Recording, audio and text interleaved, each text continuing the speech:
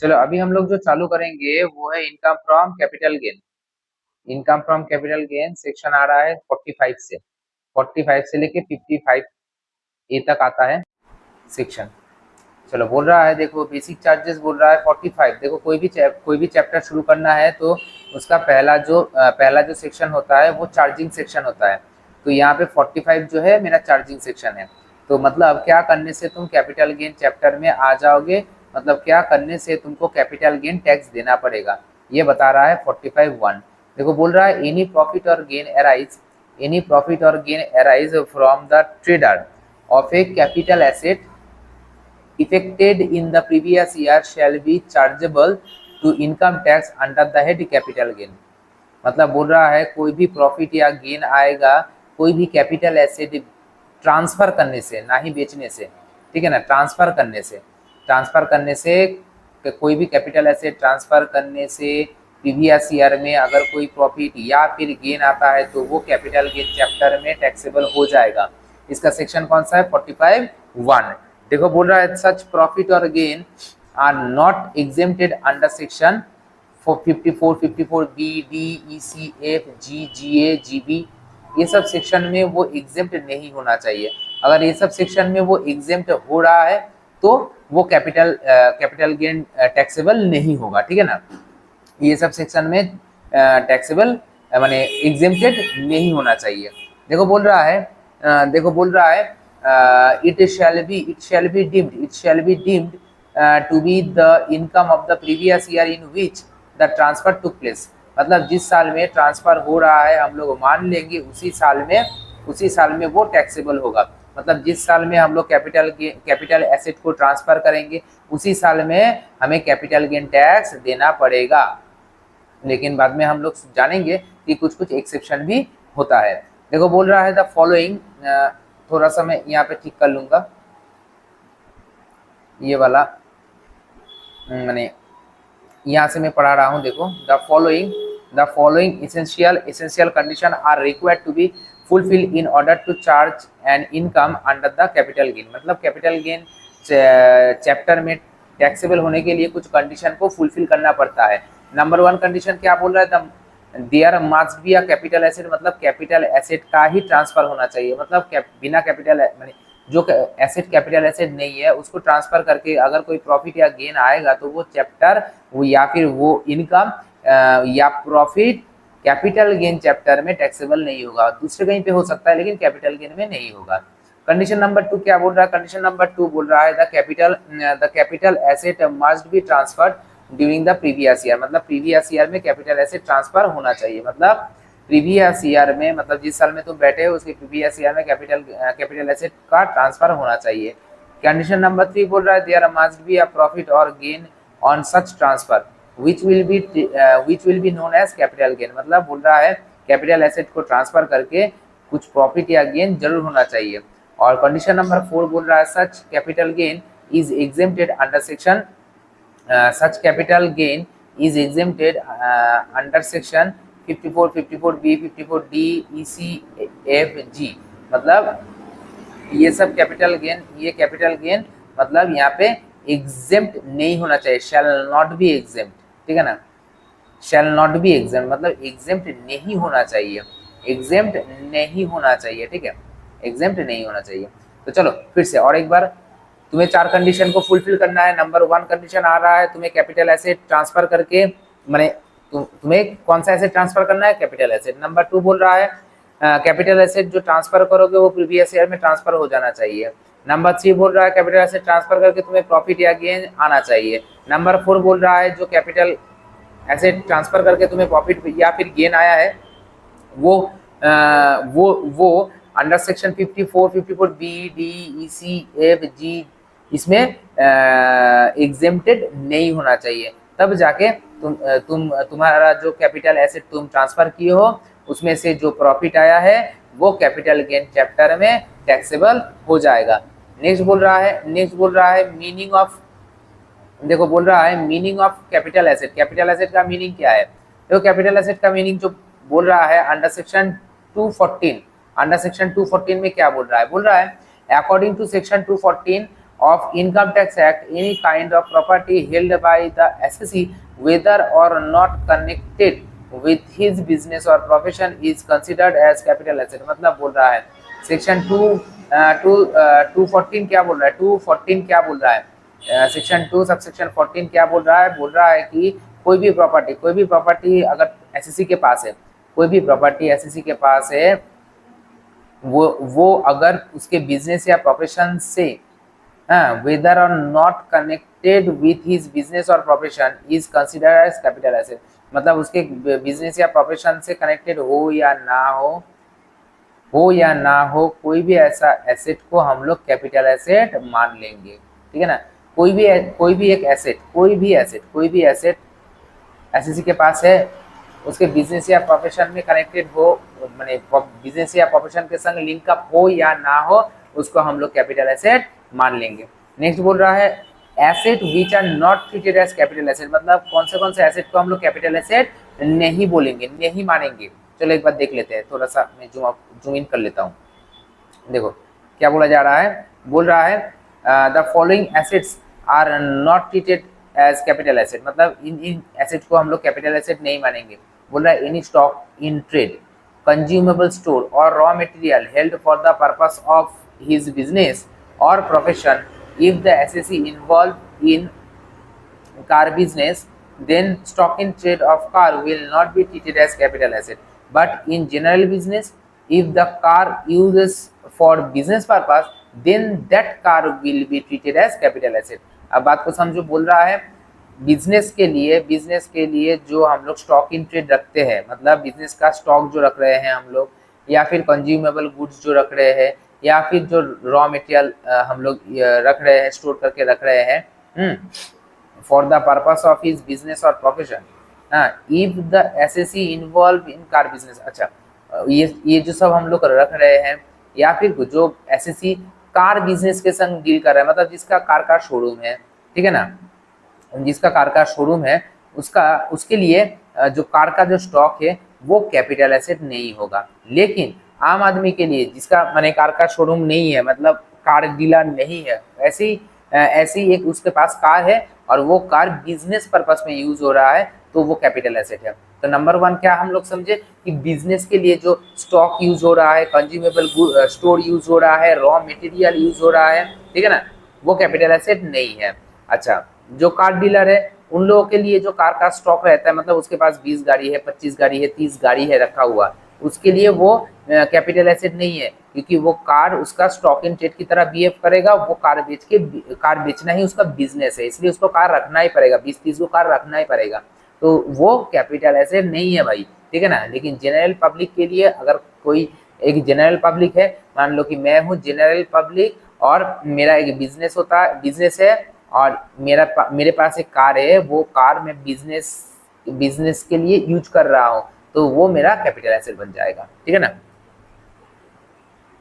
Next क्या बोल रहा है, 2 नंबर बोल रहा है personal effect, that is to say movable property. मतलब पर्सनल इफेक्ट मतलब मूवेबल प्रॉपर्टी, मतलब इंक्लूडिंग, देख लो एक बार, including wearing appears and furniture but excluding jewellery. मतलब जो मूवेबल एसेट है, मतलब लेके हम लोग घूमते हैं, मतलब पर्सनल इफेक्ट है, हम लोग जो पहने हुए हैं, है ना, जैसे कि कपड़ा हो गया, वेयरिंग अपीयर मतलब कपड़ा हो गया, फर्नीचर हो गया, ठीक है ना, साइकिल हो गया, मोटरसाइकिल हो गया, हाँ, स्कूटी हो गया, बाइक हो गया, ठीक है ना, ये सब कैपिटल एसेट के अंदर नहीं आएगा। लेकिन जिसके पास ज्वेलरी है, मतलब सोने का रिंग है, मैं पहन के घूम रहा हूँ और मेरे पास सोने का रिंग है, तो ये कैपिटल एसेट बन जाएगा। सिंपल सा मतलब है पर्सनल इफेक्ट, मतलब वो चीज पर्सनल इफेक्ट के अंदर आएगा, ऐसे समझ लेना इसको, जो कि डिप्रिशिएबल एसेट है, मतलब जिसका वैल्यू घट जाता है, डिप्रिशिएट हो जाता है, वो पर्सनल इफेक्ट के अंदर आता है। जिसका वैल्यू एप्रिशिएट करता है, जैसे कि सोना चांदी का वैल्यू, उसके बाद ऑर्नामेंट का वैल्यू हो गया, उसके बाद हो गया precious stone, semi precious stone, मतलब हीरा चांद, ये सब हो गया, हीरा हो गया, क्या बोलते हैं, मुक्तो को क्या हिंदी में क्या बोले, जो भी बोलो, मतलब हीरा समझ रहे हो, रूबी, पाल, ये सब जो क्या बोले, ये सब है ये सब कैपिटल एसेट होगा, ठीक है ना।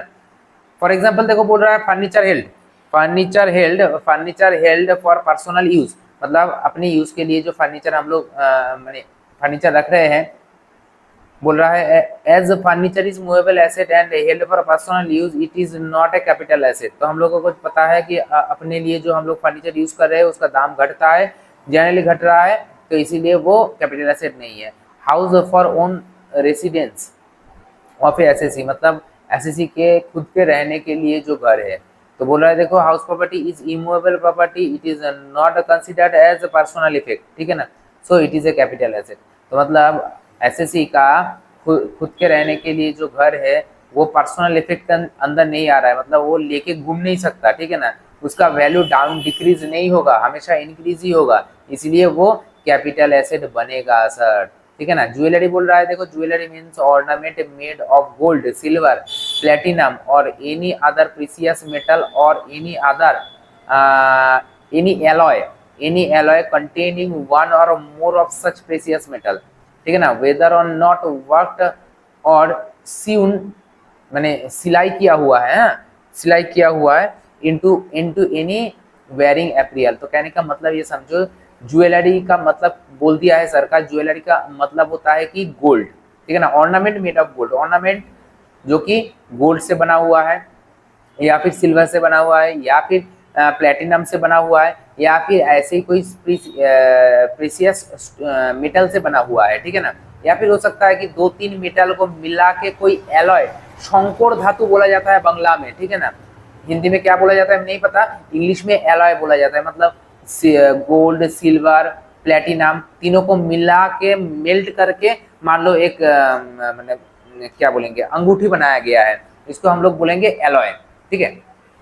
अच्छा उसके बाद बोल रहा है कंटेनिंग वन और मोर प्रेशियस मेटल, ठीक है, वेदर और नॉट वर्क और सीमेंट, मतलब बोल रहा है वो हो सकता है ऐसा ऐसा भी कुछ गोल्ड है या ऐसा भी कुछ सिल्वर है जो कि वेयरिंग एप्रियल्स के अंदर सिलाई किया हुआ है, सिल दिया गया है। मतलब आप देखना कि लोग महंगा महंगा शादी में 10 लाख 5 लाख का साड़ी पहनता है, 5 लाख 10 लाख का लहंगा पहन लेता है, 5 लाख 10 लाख का शेरवानी पहन लेता है, उसके अंदर होता क्या है, होता ये है कि देखना कभी कभार कि गोल्ड का थ्रेड होता है, हाँ गोल्ड का कांच होता है, मतलब गोल्ड का कोई पाथ होगा, हाँ हाँ गोल्ड से कुछ डिजाइन बना हुआ होगा, ठीक है ना, जैसे कि ये घड़ी नॉर्मल 500 रुपये में मिल जाएगा, और अगर मान लो इस घड़ी में यहाँ पे कोई डायमंड लगा हुआ होगा तो ये ज्वेलरी बन जाएगा, ये घड़ी नहीं रहेगा, ये ज्वेलरी बन जाएगा। जैसे कि मेरा एक नॉर्मल सा पंजाबी है, पंजाबी को क्या बोलेंगे हम लोग हिंदी में, कुर्ता बोलेंगे, हाँ शेरवानी अलग, चलो ना शेरवानी है, ठीक है ना, मेरे पास एक शेरवानी है जो कि मेरा पर्सनल इफेक्ट है, उसका दाम कितना है 1000 2000 होगा, लेकिन वो शेरवानी के अंदर अगर सोने का बुताम लगा हुआ है, बुताम होता है ना, सोने का बुताम लगा हुआ है तो वो ज्वेलरी के अंदर आ जाएगा, तब वो कैपिटल एसेट बन जाएगा। अदरवाइज अगर नहीं है नॉर्मल सा है जिसका दाम घटेगा तो वो नहीं आएगा सर, कैपिटल एसेट के अंदर नहीं आएगा। तो नेक्स्ट देखो यहाँ से मेरे पास एक क्वेश्चन आता है, क्वेश्चन अराइज होता है सर मेरा जो कपड़ा है वो अगर मार्केट में बेचा जाए तो दाम तो कम में ही मिलेगा, लेकिन जो सेलिब्रिटी लोग होता है, सेलिब्रिटी लोगों का कपड़ा जो है मार्केट में अगर माने हम लोग ऑक्शन करते हैं तो ज्यादा दाम में बिकता है ना, लेकिन याद रखना वो लोग ये सब करता है किस लिए, ओनली फॉर चैरिटी पर्पस, वो लोग बेच के फायदा माने बेच के पैसा अपने पास नहीं रखता है, अगर अपने पास रखेगा तो सरकार ये जो लॉ है एमेंड कर देगा, ठीक है ना, इस लॉ को थोड़ा सा चेंज करेगा और बोलेगा कि वो लोग सेलिब्रिटी लोग अगर अपना कपड़ा वपड़ा बेच के ऑक्शन करके पैसा खुद कमा रहा है तो वो भी कैपिटल एसेट के अंदर आएगा, वैसे कैपिटल एसेट के अंदर नहीं आता है, क्योंकि उन लोगों का जो टेंडेंसी है, नेचर है, वो लोगों को हेल्प करना होता है, वो सब बेच के जो पैसा आएगा वो उससे हेल्प करने का इरादा है उन लोगों का, ठीक है ना। नेक्स्ट बोल रहा है agricultural land in India not being land situated within the limit of any municipality or a cantonment board having a population of 10,000 or more in areas lying within a distance not exceeding 8 km from the local limit of any municipality और cantonment board. तो मतलब कहने का मतलब बोल रहा है कोई भी म्यूनिसिपैलिटी या फिर कोई भी कैंटोनमेंट बोर्ड के अंदर में अगर मैंने कैंटोनमेंट बोर्ड के अंदर अगर कोई एग्रीकल्चर लैंड है तो वो नहीं होगा, ठीक है ना, वो कैपिटल एसेट बनेगा। लेकिन अगर कोई म्यूनिसिपैलिटी का एरिया के अंदर या फिर कैंटोनमेंट बोर्ड के एरिया के अंदर अगर कोई एग्रीकल्चरल लैंड नहीं है तो वो कैपिटल एसेट भी नहीं है। लेकिन यहाँ पे कंडीशन है कि वो म्यूनिसिपैलिटी या फिर कैंटोनमेंट बोर्ड एरिया का जो पॉपुलेशन है वो 10,000 या 10,000 से ज़्यादा होना चाहिए। तो कहने का मतलब है जैसे कि हम लोग नैहाटी से पढ़ रहे हैं तो नैहाटी एक म्यूनिसिपैलिटी एरिया है, वैसे दमदम है जो है कैंटोनमेंट एरिया हो गया, तुम्हारा बैराकपुर जो है वो कैंटोनमेंट एरिया हो गया। तो ऐसे ही दमदम, बैराकपुर या नैहाटी का जनसंख्या 10,000 से ज़्यादा है सर, 10,000 से ज़्यादा है, पहला कंडीशन फुलफिल हो गया। नैहाटी के एरिया के बाहर, नैहाटी जो मेरा म्यूनिसिपैलिटी एरिया है उस एरिया के बाहर अगर कोई एग्रीकल्चरल लैंड है तो उसको हम लोग कैपिटल एसेट नहीं मानेंगे, और उसको अगर हम लोग वो एग्रीकल्चर लैंड को अगर बेचेंगे तो वो कैपिटल गेन में टैक्सेबल नहीं होगा, ठीक है ना। लेकिन यहाँ तक ही नहीं है, यहाँ पे थोड़ा शॉर्ट में, बहुत ज़्यादा शॉर्ट में बोला गया है, 2 किलोमीटर 4 किलोमीटर ये सब का डिस्टेंस का बात है, लेकिन डायरेक्टली 8 किलोमीटर बोला है। देखो 8 किलोमीटर माने नैहाटी जो म्यूनिसिपल एरिया है या फिर दमदम कैंटोनमेंट एरिया है, इस एरिया माने नैहाटी म्यूनिसिपल एरिया यहाँ तक मान लो सीमित है, ठीक है ना, इसका एरिया यहाँ तक है। इसके बाहर भी अगर 8 किलोमीटर तक नैहाटी म्यूनिसिपल एरिया के अंदर ही माना जाएगा चीज को, ठीक है ना। उसके बाहर अगर कुछ हुआ तो जाके कैपिटल गेन ये नहीं होगा, कैपिटल एसेट नहीं होगा, कैपिटल गेन टैक्स नहीं आएगा। जैसे कि मान लो नैहाटी म्यूनिसिपैलिटी एरिया यहाँ तक है, ठीक है ना, तो यहाँ तक तो इसके अंदर तो 10,000 से ज़्यादा पॉपुलेशन है ही।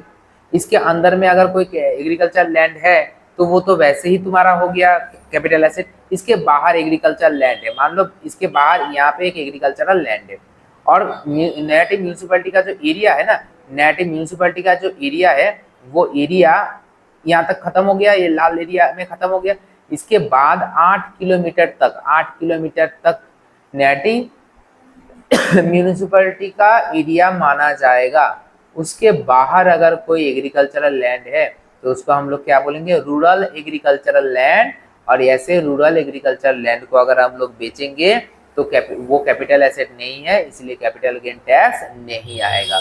लेकिन जो शर्त यहाँ पे लिखा नहीं है, मैं थोड़ा सा बोल देता हूँ, वो जो एग्रीकल्चर लैंड है ना, कोई भी म्यूनिसिपैलिटी या कैंटोनमेंट एरिया के 8 किलोमीटर के अंदर भी नहीं आना चाहिए। कहने का मतलब मैं थोड़ा सा यहाँ पे बताना चाहता हूँ। देखो मान लो कि यहाँ पे मान लो कि हालीशहर है, और हालीशहर म्यूनिसिपैलिटी का जो एरिया है, हालीशहर म्यूनिसिपैलिटी का जो एरिया है वो मान लो यहाँ तक है। तो देखो दोनों साइड से बच रहा है, दोनों साइड से अपना एग्रीकल्चरल जो लैंड है वो दोनों साइड से ही बच रहा है, ठीक है ना। तो ऐसे सिचुएशन में शायद ये वाला जो एग्रीकल्चर लैंड है वो तुम्हारा कैपिटल एसेट नहीं बनेगा और कैपिटल गेन टैक्स नहीं आएगा, ठीक है ना। नेक्स्ट बोल रहा है 4 नंबर, देखो 6.5% gold bond, 6.5% gold bond, 6.5% gold bond 1977 और 7% gold bond 1980, national defence gold bond 1980 issued by the central government. ये याद करना पड़ेगा, सेंट्रल गवर्नमेंट द्वारा इशू किया 6.5% gold bond, 7% gold bond, national defence gold bond, ये सब भी कैपिटल एसेट के अंदर नहीं आता है। तो चलो नेक्स्ट आ जाते हैं हम लोग नेक्स्ट पेज में, पेज नंबर 2। यहाँ पे कुछ डेफिनेशन कुछ बोला है, अच्छा वहाँ पे 4 तक हो गया था, 5 नंबर देखो 5 नंबर बोल रहा है special bearer bond 1991 issued by central government. Special bearer bond जो है 1991 का जो कि सेंट्रल गवर्नमेंट चालू किया था वो कैपिटल एसेट में नहीं आएगा, ठीक है। उसके बाद 6 नंबर बोल रहा है gold deposit bond issued under the gold deposit scheme 1999 और deposit certificate issued under gold monetisation scheme 2015 notified by central government, ये भी ये मैंने गोल्ड डिपॉजिट बॉन्ड जो है 1999 या डिपॉजिट सर्टिफिकेट जो है गोल्ड मोनेटाइजेशन स्कीम के तहत वो भी तुम्हारा कैपिटल एसेट नहीं है।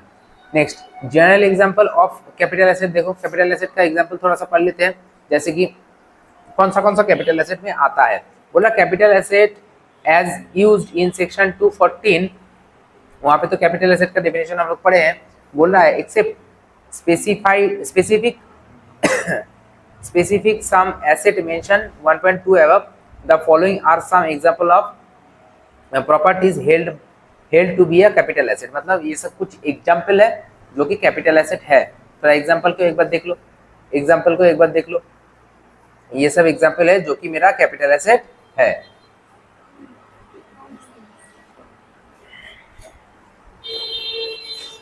जैसे कि बिजनेस का गुडविल या फिर फॉरेन करेंसी या फिर लीज होल्ड राइट और टेनेंसी राइट। तो क्या क्या है, बिजनेस का गुडविल है, फॉरेन करेंसी है, लीज होल्ड राइट है या फिर टेनेंसी राइट है, बिजनेस अंडरटेकिंग है, right to subscribe for share of a company, माने कंपनी का शेयर पाने का अधिकार, ऐसा कुछ है तुम्हारे पास। या फिर कोई रूट परमिट है, जैसे कि ऑटो का रूट हो गया, बस का रूट हो गया, ये रूट परमिट अगर तुम्हारे पास है वो भी कैपिटल एसेट है। बुलियन और कॉइन, हाँ बुलियन है तुम्हारे पास या फिर कॉइन है तुम्हारे पास, ठीक है ना, वो भी तुम्हारा कैपिटल एसेट है, ठीक है ना। विच बुलियन और कॉइन देखो, which are meant to be used for puja या फिर वर्शिप, है ना। देखना कि कॉइन में लक्ष्मी जी का, गणेश जी का मूर्ति होता है, ठीक है ना, कॉइन के अंदर रखा हुआ होता है, मतलब कॉइन के अंदर होता है और वो कॉइन हम लोग पूजा करते हैं। लेकिन बोल रहा है वो जो पूजा तुम कर रहे हो, पूजा अपने जगह में, लेकिन वो कॉइन जो है कैपिटल एसेट है, और कैपिटल एसेट है तो कैपिटल गेन टैक्स देना पड़ेगा। भगवान को भी नहीं छोड़ रहा है टैक्स, ठीक है ना। तो ये थोड़ा एग्जाम्पल है, ये सब ये जो एग्जाम्पल है इसको याद कर लेना। क्या क्या है, गुडविल ऑफ ए बिजनेस है, फॉरेन करेंसी है, लीज होल्ड राइट या टेनेंसी राइट है, बिजनेस अंडरटेकिंग है, right to subscribe for share है, रूट का परमिट हो सकता है, और बुलियन और कॉइन भी हो सकता है। नेक्स्ट क्या बोल रहा है, देखो एग्जाम्पल क्या बोल रहा है। एग्जाम्पल 1 बोल रहा है कि ये डिटरमाइन करो क्या क्या है। तो देखो इधर बोल रहा है furniture held for personal use, अपने यूज के लिए जो फर्नीचर, वो कैपिटल एसेट नहीं है sir, simple. House for own resident, वो कैपिटल एसेट है सर। ऑर्नामेंट कैपिटल एसेट है sir. Motor car for personal use capital asset नहीं है sir, motor car capital asset नहीं होता है। पढ़ लेना क्या क्यों, रीजन क्या लिखा हुआ है। मोटर कार फॉर बिजनेस जो है कैपिटल एसेट है sir. Godown for business capital asset, godown for business का गोडाउन जो है, हाँ सर वो कैपिटल एसेट है, कैपिटल एसेट है, क्योंकि वो स्टॉक इन ट्रेड नहीं है, उसके अंदर जो सब सामान है वो स्टॉक इन ट्रेड है, लेकिन वो अपने आप में स्टॉक इन ट्रेड नहीं है। स्कल्पचर हो गया, पेंटिंग हो गया, ये सब कैपिटल एसेट है sir. Share of a company capital asset है sir. Silver coin use for puja, हाँ पूजा के लिए हम लोग सिल्वर कॉइन यूज कर रहे हैं, वो भी कैपिटल एसेट है sir. Gold coin use for puja purpose, पूजा के लिए गोल्ड कॉइन यूज कर रहे हैं, वो भी कैपिटल एसेट है सर। वैसे पूजा कौन है, पूजा के लिए हम लोग gold coin silver coin use कर रहे हैं, पूजा है कौन, मतलब पूजा अर्चना। अच्छा ठीक है, चलो आगे बढ़ते हैं। नेक्स्ट भी कुछ एग्जांपल बोल रहा है। Consumable store for raw material, माने raw material, consumable store for raw material, ये क्या है, ये कैपिटल एसेट नहीं है क्योंकि बिजनेस पर्पस में है। गुडविल ऑफ द बिजनेस है तो मतलब कैपिटल एसेट है। Foreign stamp collection capital asset है। रूट परमिट कैपिटल एसेट है, अभी भी पढ़ा के आए हैं। Lease hold right capital asset है। Gold deposit bond notified by the central government, gold deposit bond 6.5% हो सकता है, 7% हो सकता है, वो कैपिटल एसेट नहीं है सर। उसके बाद stock in trade capital asset नहीं है sir. Share of a company capital asset है sir. Motorcycle for personal use capital asset नहीं है sir. House hold furniture no sir, capital asset. House hold furniture made for made by precious stone और metal, अच्छा furniture के अंदर ना metal या stone लगा हुआ है तो सर कैपिटल एसेट बन जाएगा, ठीक है ना।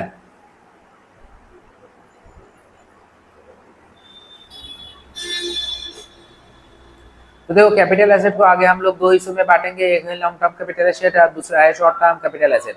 लॉन्ग टर्म कैपिटल एसेट है, शॉर्ट टर्म कैपिटल एसेट है। तो लॉन्ग टर्म और शॉर्ट टर्म देखने के लिए सर पढ़ना तो बहुत कुछ पड़ेगा।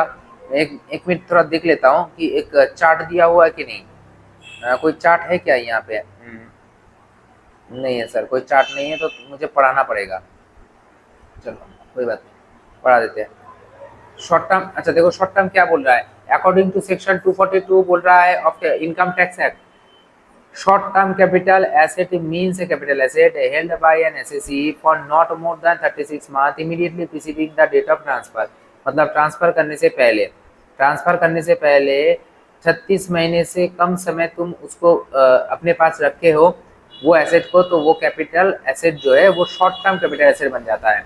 However, in the case of equity share और preference share in A company listed in stock exchange, मतलब स्टॉक एक्सचेंज में लिस्ट किया हुआ इक्विटी शेयर और प्रेफरेंस शेयर जो है, या फिर यूनिट ऑफ यूटीआई, यूटीआई का जो यूनिट है, यूटीआई का जो यूनिट है, यहाँ पे देख लेना, यहाँ पे देख लेना, या या फिर जो बोल रहा है unit of mutual fund specified under, मतलब म्यूचुअल फंड का यूनिट है, या फिर जीरो कूपन बॉन्ड है। ये सब चीजों के लिए 36 मंथ तो होल्ड नहीं करना है, 12 महीना है, 12 महीना, 36 महीना 12 महीने में चेंज हो जाता है। मतलब 12 महीने के कम समय अपने पास रख रहे हो तो शॉर्ट टर्म, 12 महीने के ऊपर रखोगे तो लॉन्ग टर्म हो जाएगा। नेक्स्ट बोल रहा है not only that in the case of share not listed in recognised stock exchange, मतलब जो नॉन लिस्टेड शेयर है, ठीक है ना, लिस्ट नहीं है, स्टॉक एक्सचेंज में लिस्टेड नहीं है, हाँ, वैसे शेयर अगर तुम्हारे पास है तो उसको तुम्हें 24 महीना, अगर 24 महीना रखना पड़ेगा, 24 महीने से ज्यादा रखोगे तो लॉन्ग टर्म, 24 महीने से कम रखोगे तो शॉर्ट टर्म बन जाएगा, ठीक है ना। तो देखो 3-4 चीज हम लोग को समझ में आया। नंबर 1 बोल रहा है कोई भी एसेट को ये जनरल स्टेटमेंट है, कोई भी एसेट को अगर 36 महीने से कम समय तुम अपने पास रख रहे हो तो वो शॉर्ट टर्म बन जाता है।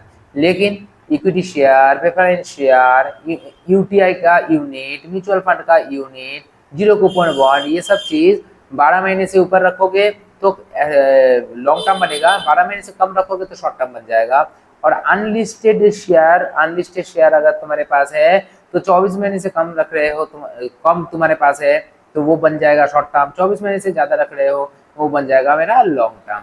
तो यहाँ पे देखो नेक्स्ट एक क्वेश्चन बोल रहा है Arun Roy purchase a house in Kolkata 14 अप्रैल 2023, अच्छा 14 अप्रैल 2023 को थोड़ा अंडरलाइन कर लो, and sold the house on 26 December 2024, 26 December 2024, since the house were held less than 24 month, हाँ 24 मंथ से कम।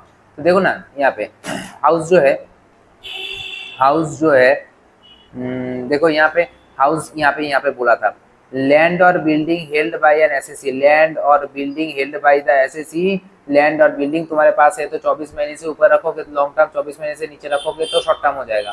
तो ये जो हाउस है 2023 में खरीद के 2024 में ही बेच रहा है, तो इसलिए 24 महीने से कम समय हो गया तुम्हारे पास रखा हुआ, तो इसीलिए वो शॉर्ट टर्म कैपिटल गेन बन जाता है।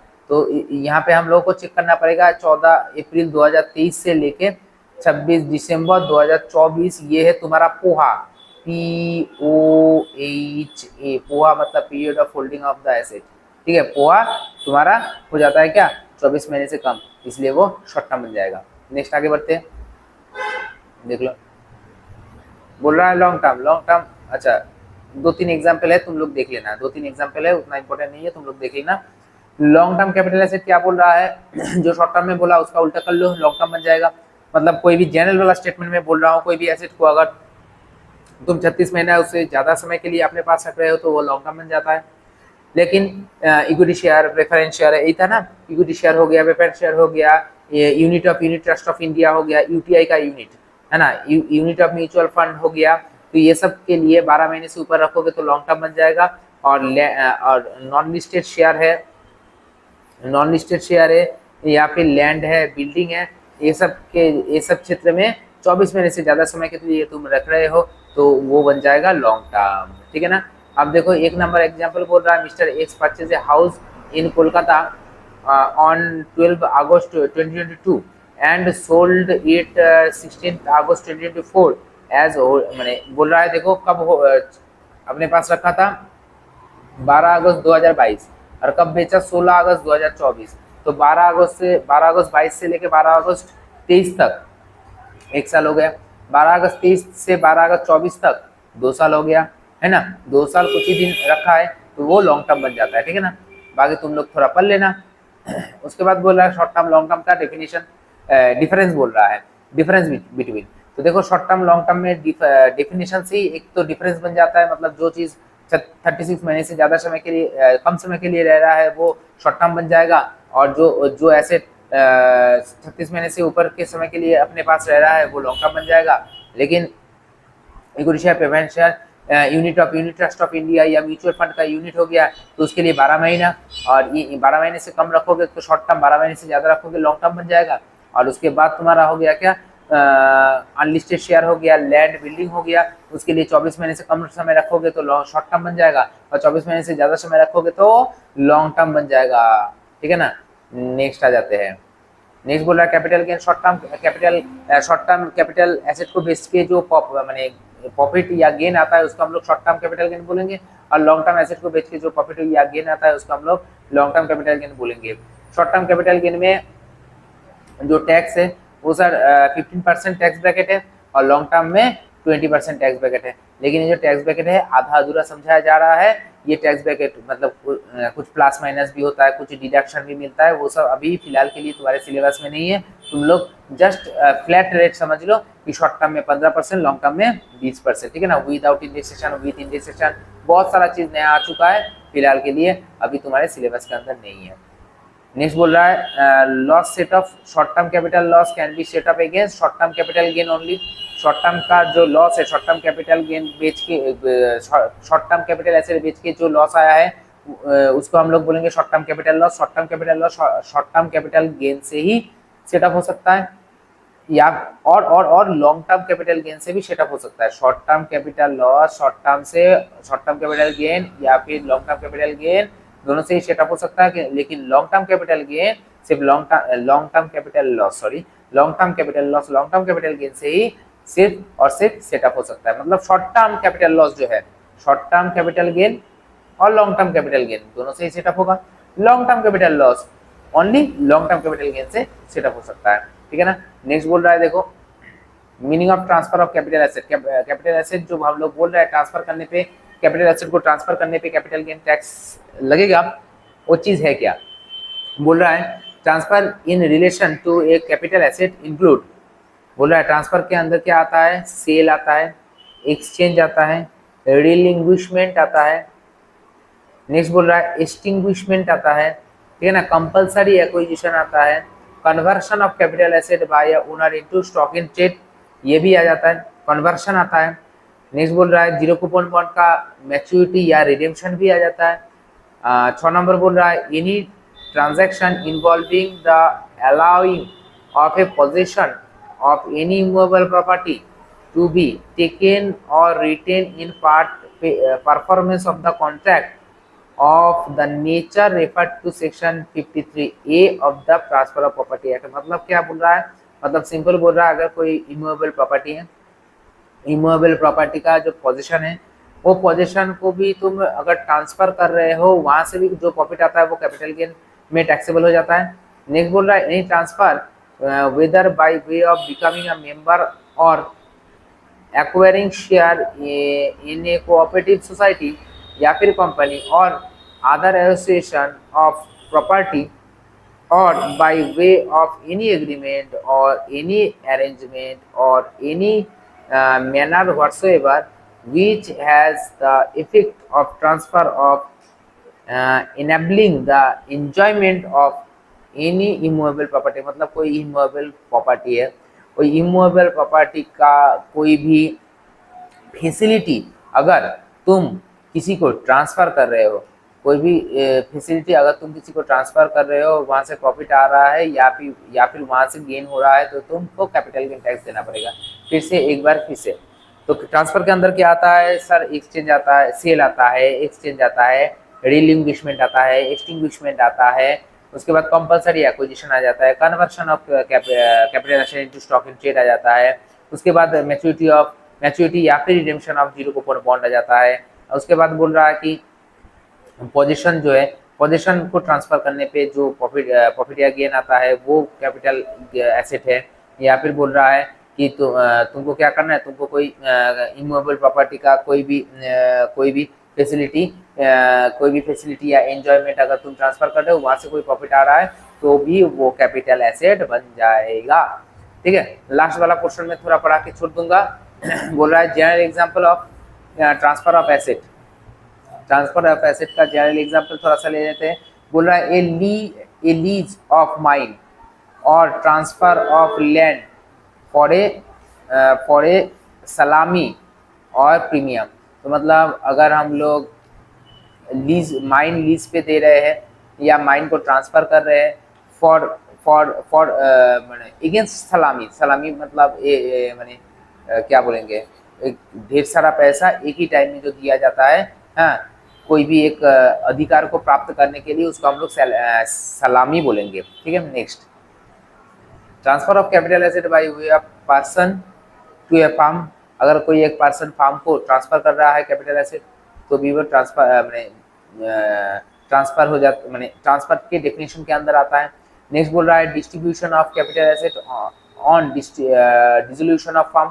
फार्म डिसॉल्व हो रहा है, फार्म बंद हो रहा है, उस टाइम में उसका जो कैपिटल एसेट है, फार्म का जो कैपिटल एसेट है वो अगर डिस्ट्रीब्यूट कर रहा है फार्म डिस्ट्रीब्यूट कर रहा है तो डिस्ट्रीब्यूट किसको करेगा, किन किन लोगों में करेगा, जो फार्म का जो पार्टनर्स है उन पार्टनर्स के बीच में डिस्ट्रीब्यूट करेगा तो भी वो ट्रांसफर के अंदर आ जाएगा।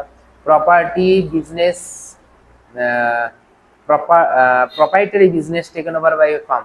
मतलब आज हम लोग देखते हैं कि फार्म वाला business, partnership business take over कर लेता है कोई भी एक अलग फार्म, है ना, एक फार्म को दूसरा फार्म टेक ओवर कर लेता है, ऐसा अगर सिचुएशन आएगा तो भी वो ट्रांसफर की कैटेगरी के अंदर आ जाएगा। Repurchase of unit of any mutual fund. मतलब म्यूचुअल फंड क्या किया था, मार्केट से अपना जो म्यूचुअल फंड का यूनिट है वो खरीद लिया था, वापस लिया था, मतलब कि रिडेम्पशन किया था। ठीक है ना, या फिर रिडेम्पशन किया था ना, ऐसे समझो।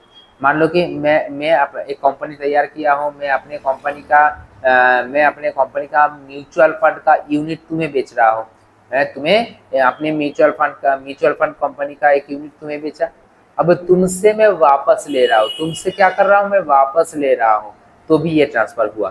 ठीक है ना। और नेक्स्ट बोल रहा है reduction of share capital of a company का शेयर कैपिटल जब रिडक्शन किया जाता है, क्यों किया जाता है, जब हम लोग एक्सटर्नल रिकंस्ट्रक्शन की तरफ आगे बढ़ते हैं कंपनी, तब कंपनी का शेयर कैपिटल रिडक्शन हो सकता है, तो वो भी ट्रांसफर के अंदर ही आ जाएगा। तो मतलब कैपिटल गेन टैक्सेबल करने के लिए हमें तो देखना पड़ेगा, प्रूफ करना पड़ेगा, ये जो हम लोग ट्रांजेक्शन बोल रहे हैं ये ट्रांजेक्शन सिर्फ ट्रांजेक्शन नहीं है, ये जो है ना, आपको पता है क्या, ये ट्रांसफर है। अगर ट्रांसफर है तो कैपिटल गेन टैक्स लगेगा। तो ट्रांसफर किसको उसको मानेंगे, नंबर 1 बोल रहा है कि लीज ऑफ माइंड को, है ना, लीज ऑफ माइंड या ट्रांसफर ऑफ लैंड, इसको हम लोग ट्रांसफर मानेंगे। उसके बाद क्या मानेंगे, बोल रहा है कैपिटल एसेट, जब एक person transfer of capital asset by a person to a firm, मतलब एक फार्म को कैपिटल एसेट ट्रांसफर कर रहा है तो भी वो ट्रांसफर।